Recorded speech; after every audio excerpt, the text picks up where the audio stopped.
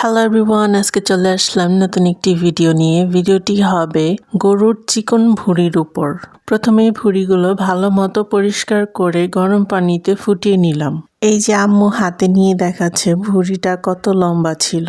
তারপর আমি ভুঁড়িটা পিস করে কেটে নিয়েছি আর কয়েকবার ধুয়ে দিয়েছি।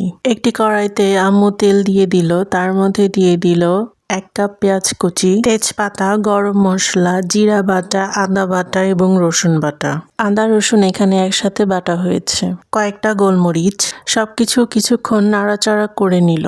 5 মিনিট পর তার মধ্যে দিয়ে দিল স্বাদমতো লবণ, হলুদ, মরিচ, ধনিয়া, মাংসের মশলা।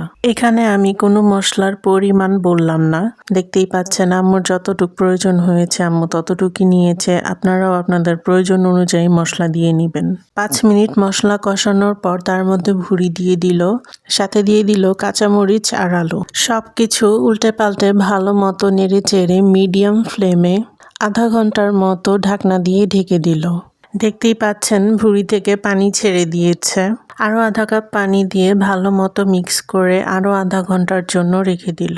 ভুঁড়িটার পানি শুকিয়ে যত বেশি জাল হবে তত বেশি খেতে মজা হবে।